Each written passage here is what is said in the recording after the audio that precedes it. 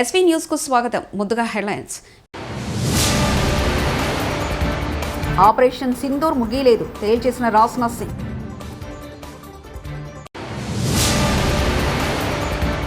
రెవెన్యూబుల్ పరిశ్రమ మాత్రమే కాదు, ఉద్యమం, మినిస్టర్ లోకేష్.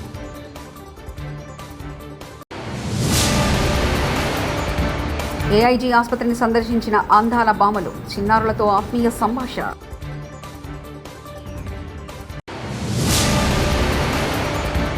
మంత్రి కొండా సురేఖ ప్రెస్ మీట్లో మాట్లాడుతుండగా విద్యుత్ అంతరాయం. దేశ రక్షణ శాఖ మంత్రి రాజ్నాథ్ సింగ్ పాకిస్తాన్కు మాస్ వార్నింగ్ ఇచ్చారు. పాక్ గుండెల్లో రైలు పరిగెత్తించిన ఆపరేషన్ సింధూర్పై కీలక వ్యాఖ్యలు చేశారు. ఆపరేషన్ సింధూర్ ఇంకా ముగిలేదని స్పష్టం చేశారు. ఇప్పటివరకు చూసినంత ఒక ట్రైలర్ మాత్రమేనని అన్నారు. శుక్రవారం భుజ్ ఎయిర్ బేస్లో రాజ్నాథ్ పర్యటించారు. ఈ సందర్భంగా ఇండియన్ ఎయిర్ ఫోర్స్ అధికారులతో ముచ్చటించారు. ఆయన మాట్లాడుతూ ఆపరేషన్ సింధూర్ ముగిలేదు, ఇప్పటివరకు చూసినంత జస్ట్ ట్రైలర్ మాత్రమే అన్నారు. नेशनल मॉनेटरी फंड IMF द्वारा, जो कि एक इंटरनेशनल ऑर्गेनाइजेशन है, उसके द्वारा इनडायरेक्ट फंडिंग इसे नहीं माना जाएगा? मैं दुनिया के लोगों के सामने यह सवाल रखना चाहता हूं. इसलिए मैं मानता हूं कि आज के समय में पाकिस्तान को किसी भी तरह की आर्थिक सहायता टेरर फंडिंग से कम नहीं है. भारत यही चाहेगा कि IMF पाकिस्तान को अपनी $1 बिलियन की असिस्टेंस पर वह पुनर्विचार करे और आगे भी किसी भी तरह की सहायता देने से IMF परहेज करे. भारत नहीं चाहता जो फंडिंग हम IMF को करते हैं वह डायरेक्ट या इनडायरेक्ट किसी भी तरीके से पाकिस्तान या किसी भी देश में टेरर इंफ्रास्ट्रक्चर को बनाने में वह इस्तेमाल की जाए. हम नहीं चाहते. ఈ దేశం భారత్ ఆర్మీ ప్రధాని మోదీ కాళ్లకు ముక్కాలంటూ వివాదాస్పద వ్యాఖ్యలు చేసిన Madhya Pradesh BJP deputy CM Jagadish దేవా. देश की वो सेना, वो सैनिक उनके चरणों में नतमस्तक है. उनके चरणों में पूरा देश नतमस्तक है. उन्होंने जो जवाब दिया है उसकी जितनी सराहना की जाए, जितना कहा जाए, एक बार उनके लिए जोरदार ताली बजा करके. అనంతపురం జిల్లాలోని గుత్తి మండలం బేతపల్లిలో మంత్రి నారా లోకేష్ ఈరోజు పర్యటించారు. ఈ సందర్భంగా రెన్యూ విద్యుత్ కాంప్లెక్స్కు మంత్రి లోకేష్ భూమి పూజ చేశారు. 2,300 ఎకరాలు 22,000 కోట్లతో రెన్యూవబుల్ ఎనర్జీ కాంప్లెక్స్ను నిర్మించనున్నారు. పవన, సోలార్, బ్యాటరీ ఆధారిత విద్యుత్ ఉత్పత్తి కాంప్లెక్స్ నిర్మాణం జరగనుంది. ఈ సందర్భంగా మంత్రి మాట్లాడుతూ భవిష్యత్తు ఆశలు, ఆకాంక్షల వారీగా రెన్యూవబుల్ ఎనర్జీ కాంప్లెక్స్ నిర్మాణం జరుగుతుందని తెలిపారు. రెన్యూవబుల్ ఎనర్జీ పరిశ్రమ మాత్రమే కాదని ఉద్యమం అన్నారు. Total investment of 7,000 crores will be deployed by Renew Energy, and combining with phase 2, a total 1,800 megawatts of solar, 1 gigawatt of wind, 2,000 megawatts of battery energy storage systems with a total investment of 22,000 crores will only come to the Rayalaseema region of Andhra Pradesh. This complex is more than generating power. It will generate livelihoods, empower communities and energize our economy. After a 5-year lull, Andhra Pradesh is witnessing a green renaissance. A return of renewable energy majors like Renew sends a loud and clear message that this is the decade of Andhra Pradesh. This is the dawn of clean Pradesh. Let us not forget, Renew was one of the largest renewable energy investor in Andhra Pradesh before 2019. Despite the challenges of the past, they are back not just with investment but with conviction. Because when policies are strong, confidence returns, and when leadership is visionary, growth is inevitable. Mr. Sinhaji, your belief in our state and its future is really inspiring. Your return is not just a partnership, it is a reunion of vision and values. I was sitting next to Sinhaji. He was explaining various other projects as a group they want to undertake. I told him only one thing: give Andhra Pradesh the first opportunity and we will deliver on the speed of doing business, and we will ensure that you will call Andhra Pradesh and Rayalaseema your home soon. To all the government officials and the partners who made today possible, thank you very much for being the wind beneath Andhra Pradesh's green wings. We are not just laying concrete here, we are laying a vision of cleaner, greener and greater Andhra Pradesh. I would request all my cabinet colleagues, MLAs, MPs, NETCAP and all concerned district officials to extend all support to such projects and ensure that they have absolutely zero difficulty. The collector is also here. He has to take up the responsibility and lead from the front. The Honorable Energy Minister is also here. Any support that is required, we are more than willing to extend. Every step taken today to support investors during project execution will go a long way in establishing us as a leading state in renewable energy deployment and a hub for clean energy. Together, let us rise. Congress పార్టీలో కేవలం రెడ్డిలకు గౌడ్లకు పదవులు ఇస్తున్నారు. మొగుళ్ళు పనిచేస్తే పిల్లలకు పోస్టులు ఇచ్చిన ఘనత కూడా కాంగ్రెస్ పార్టీదే. మరి మేము పిల్లలను పనిచేస్తున్నాం, మా మొగుళ్లకు కూడా పదవులు ఇవ్వండి అంటూ మహిళా కాంగ్రెస్ అధ్యక్షులు సుందరరావు వ్యాఖ్యానించారు. చెప్తున్నారు అక్క లిస్టు చూడక్క, అందరు అన్న ఇట్లా వేస్తే ఎట్లక్క సీఎం అన్న చెప్పాలి కదా, నువ్వు మాట్లాడవు ఎందుకు, నువ్వెందుకు ఇక్కడనేమో అన్న గౌడ్లకి ఇస్తారు, అక్కడేమో రెడ్లకి ఇస్తారు, మరి మేము ఎక్కడ పోవాలక్క అని అడుగుతున్నారు. ఇప్పుడు దానికి సమాధానం ఎవరు చెప్పాలి? మహేష్ కుమార్ గౌడ్ గారు చెప్పాలి. అసంతృప్తి ఉండదా? మరి వేరే వాళ్ళకి అందరికి ఇస్తే మరి మాకు అసంతృప్తి ఉండదా? మరి వీళ్ళు ఎవరో కూడా తెలియాలి కదా మాకు. Who are they? We don't know. We are seeing for the first time మొగుళ్ళు పనిచేస్తే పిల్లలకి పోస్టులు ఇచ్చిన ఘనత కూడా కాంగ్రెస్ పార్టీలోనే ఉంది. ఆయన పనిచేసిండంట గతంలో, ఈయన పేర్లు తీయదలుచుకోలేదు, వారికి ఇస్తే మేమందరం కూడా కొట్లాడాం ఆ రోజు మహేష్ అనేది. సరే భర్త పనిచేసినందుకు భార్యకి ఇస్తే మరి భార్యలు పనిచేస్తారు, మా భర్తలకి ఇవ్వమని కూడా అడిగి 33 మంది ప్రపంచ అందాల బామ్మలు ఒకటేసారి కాళ్ళు కడుగుతుంటే అక్కడ వరద పారుతుందని ప్లేట్లలో కడుక్కోవడానికి ఇచ్చాము. ఒక అమ్మాయి ఒక కాళ్ళు గడిగి తుడిచింది. అది తప్పుగా చూపించడానికి మీకు సిగ్గనిపిస్తలేదా అంటూ మంత్రి సీతక్క.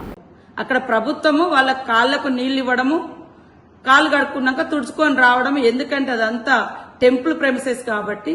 మరి అంత 33 మంది బయట కాళ్ళు కడుక్కుంటే నీళ్లు వరదై పారుతాయని ఎవరి ప్లేట్ వాళ్లకు, ఎవరి చెంబు వాళ్లకు, ఎవరి టవల్ వాళ్ళకి ఇవ్వడం జరిగింది. ఒక్క అమ్మాయి ఏదో ఈవెంట్ మేనేజ్మెంట్ నుంచి వచ్చిన అమ్మాయి ఆమె స్వతహాగా ఆ చెంబుతో నీళ్లు పోయడమో ఇంకోటి ఏదో చేస్తే అది ప్రభుత్వం మీద అంటగట్టడం సిగ్గనిపించట్లే మీకు? మిస్ వరల్డ్ 2025 పోటీల్లో పాల్గొనేందుకు హైదరాబాద్కు వచ్చిన అందాల బామలు పలు చారిత్రక ప్రదేశాల్లో పర్యటిస్తున్నారు. అందులో భాగంగా నగరంలోని ఏజీ ఆసుపత్రిని శుక్రవారం వారు సందర్శించారు. అక్కడ చికిత్స పొందుతున్న చిన్నారులను వారు ఆత్మీయంగా పలకరించారు. కాసేపు ముచ్చటించి చిన్నారులకు ధైర్యం నింపారు.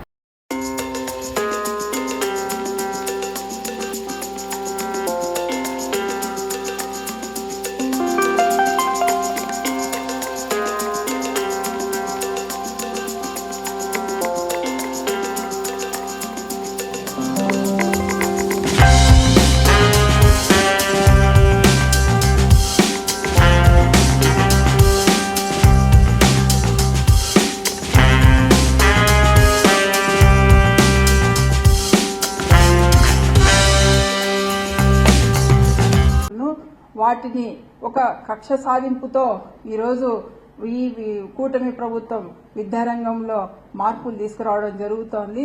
ఈరోజు ప్రతి ఒక్కరు కూడా ఈరోజు ఉపాధ్యాయులు కానీ అలాగే విద్యార్థుల తల్లిదండ్రులు కూడా ఆందోళనకు గురయ్యే పరిస్థితి ఏర్పడింది. ఎందుకంటే నిన్న మొన్న మనందరం కూడా గమనించాము, ఉపాధ్యాయులు రోడ్డు ఎక్కి మరియు విద్యాభవన్లు ముట్టడించడం, ధర్నాలు చేయడం జరుగుతోంది. ఇక్కడ ఉపాధ్యాయులు వారికి రావాల్సిన డిఏలు అడగట్లేదు, వారికి రావాల్సిన పిఆర్సి కమిటీలు అడగట్లేదు, వారికి రావాల్సిన ఐఆర్ అడగట్లేదు. కేవలం విద్యారంగాన్ని బతికించండి అని మాత్రమే వాళ్ళు కోరుతున్నారు. అదేవిధంగా ఈరోజు ఎందుకంటే ప్రైమరీ స్కూల్స్ ను స్ట్రెంథైన్ చేయాలని ఒక ఉద్దేశంతోనే ఉపాధ్యాయులు పోరాటం చేయడం జరుగుతోంది. అలాగే ప్రభుత్వ పాఠశాలను బతికించాలని ఒక ఆలోచనతోనే ఉపాధ్యాయులందరూ కూడా ఈరోజు ధర్నా బాటపడి నిన్న మొన్న ధర్నాలు చేయడం జరిగింది. ఈ ప్రభుత్వం వచ్చి రాగానే ఎందుకు అంత అగ్రెసివ్గా 117 జీవోను రద్దు చేయాలి, అలాగే టీచర్స్ ట్రాన్స్ఫర్స్ చట్టం తేవాలి అని ఇంత హడావిడి ఎందుకు చేస్తుందో, ఇంత కన్ఫ్యూజన్ ఎందుకు చేస్తుందో అర్థం కాని పరిస్థితి ఈరోజు టీచర్స్ లో ఏర్పడింది. అలాగే విద్యార్థి తల్లిదండ్రులలో కూడా ఏర్పడిన విషయం మనందరం కూడా గమనిస్తాను. మార్పులు చేయండి, క్రమంగా మార్పులు చేయాలి. ఈరోజు 117 జీవోను రద్దు చేస్తామని చెప్పి 117 జీవోకు బదులుగా 19, 20, 21 జీవోలు తీసుకురావడం జరిగింది. నిజంగా మేము వాళ్ళ గతంలో మంత్రి కొండా సురేఖ ప్రెస్ మీట్లో మాట్లాడుతుండగా విద్యుత్ అంతరాయం, నా ప్రభుత్వం ఇన్ని చేసింది అన్ని చేసిందని గొప్పలు చెప్తున్న క్రమంలో కరెంటు కట్ ఇందిరమ్మ రాజ్యంలో ఉచిత విద్యుత్ అందిస్తున్నామని మంత్రి కొండా సురేఖ చెప్పే క్రమంలోనే పవర్ కట్ ఇదేనా ఇందిరమ్మ రాజ్యం అని ముక్కులో వేలేసుకున్న ప్రజలు. కరెక్ట్గా మీకు తెలుస్తుంది కాబట్టి ఈ విధంగా వాళ్ళు చేసి ఈరోజు ఏదో మేం చేస్తున్నామనే పద్ధతిలో క్రియేషన్ చేయడం ఏదైతే ఉందో అది చాలా దారుణం. అంటే కాళేశ్వరం కంటే ఏం కాలేదట, జస్ట్ ఇట్లా క్రాక్ వచ్చింది అంటాడు. మహబూబ్నగర్ జిల్లా దేవరకద్ర నియోజకవర్గం భూత్పూర్ మండల కేంద్రం మున్సిపాలిటీ పట్టణ కేంద్రానికి చెందిన వ్యాపారవేత్త జానబ్ మహమ్మద్ కయ్యూం గారు దంపతులు పవిత్ర పక్క మదీనా హాజ్ యాత్రకు వెళ్తున్న సందర్భంలో శుక్రవారం నాడు బీఆర్ఎస్ పార్టీ సీనియర్ నేత, కళా పోషకులు, కళాభిమాని సంఘ సేవకులు శ్రీ మురళీధర్ గౌడ్ గారు దంపతులు భూత్పూర్లోని వారి నివాసంలో హాజ్ యాత్రకు వెళ్తున్న దంపతులకు శాల్వాలు, పూలహారాలతో ఘనంగా సన్మానించారు. ఈ కార్యక్రమంలో బీఆర్ఎస్ రాష్ట్ర మైనార్టీ నేత మహమ్మద్ సాదిక్ గారు, బీఆర్ఎస్ సీనియర్ నేత మహమ్మద్ వహీద్, శ్రీ నరసింహులు యాదవ్, పట్టణ ముస్లిం సోదరులు తదితరులు శాల్వాలతో పూలమాలతో సత్కరించారు. అలాగే దేశం కొరకు, ప్రపంచం కొరకు, గ్రామం కొరకు అందరూ సుఖ సంతోషాలతో ఉండాలని మురళిగాడు ఆకాంక్షిస్తూ ఖలీల్ గారి యొక్క హజ్ యాత్ర పవిత్రంగా జరగాలని భూత్పూర్ ముస్లిం మత పెద్దలు అందరం ఈరోజు మురళి గారి యొక్క నివాసంలో వారి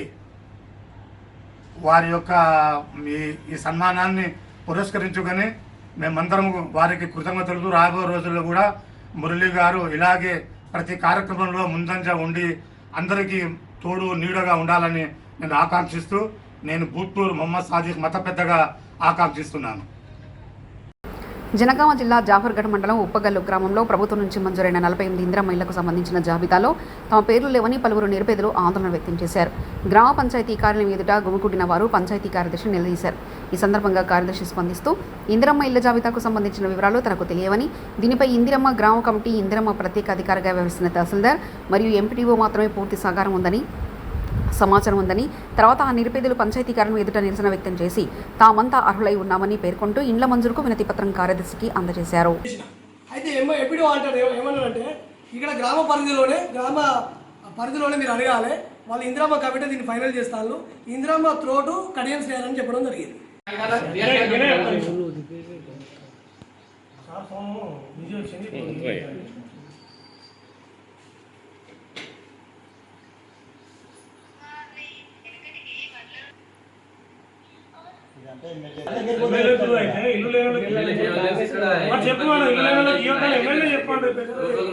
ఇప్పుడు వాస్తవానికి మనకు కమిటీ మెంబర్లకు ఏం తెలుసు, ఇల్లు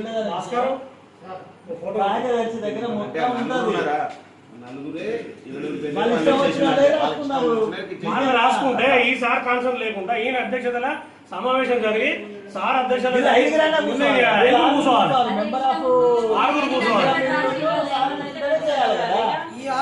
డిపార్ట్మెంట్ లో భూమి ఉన్నదా తెలుస్తుంది.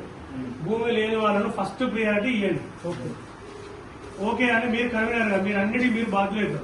మీరు ఇవ్వండి. ఇప్పుడు మీరైతే ఎవరైతే ఉన్నారో ఇప్పుడు రాజుగారు మీరు ఎంతమంది అయితే పేర్లు అయితే ఎంతమంది కాదు, అందరూ ఇల్లు అందరూ ఎంతమంది అని కాదు, ఈ నలుగురని కాదు. ఒక మాట వినండి, మనకు 1450 మంది అడ్రస్ పెట్టుకున్నారు. నేను ప్రతి ఇల్లు తిరిగిన వాళ్ళు తిరిగిన మాట వాస్తవం. గవర్నమెంట్ కు మనం నిధులు ఇచ్చినాం. మా ఉప్పుగల్లు గ్రామంలో దాదాపు 250 నుంచి 300 ఇల్లు కావాలని మనం నిధులు ఇచ్చిన తర్వాత మరిగా మా ఫస్ట్ విడత కొన్ని, సెకండ్ విడత కొన్ని, థర్డ్ విడత కొన్ని ఇస్తారు కావచ్చు. అయితే ఫస్ట్ విడతల పురాగా గుంట భూమి లేని వాళ్ళకి ఇవ్వాలి. ఆనం పక్క పెట్టి బంగ్లాలకు భూములకు ఇల్లు కూర్చొని మీరు ఇల్లు ఇస్తే అది మీరు బయటకు వచ్చి గ్రామసభ పెట్టి మీరు సెలెక్ట్ చేసిలా. మన ప్రభుత్వం నుంచి ఎలాంటి గ్రామసభలు రాలేదు. మన ఒక్క ముఖ్యంగా కాదు, రాష్ట్ర వ్యాప్తంగా అదే జరిగింది, మనకు అదే జరిగింది. ఏ బేసిస్ లో సెలెక్ట్ చేసింది వాళ్ళు ఏం చేయలేదు. మరి ఎవరు చేసింది? మీరు కన్వీనర్, మీరు కన్వీనర్. ఆపరేషన్ సింధూర్ ముగియలేదు, తేల్చేసిన రాజ్నాథ్ సింగ్.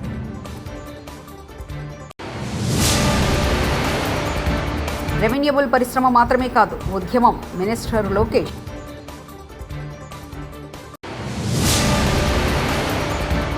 ఏఐజీ ఆసుపత్రిని సందర్శించిన అందాల బామలు, చిన్నారులతో ఆత్మీయ సంభాషణ.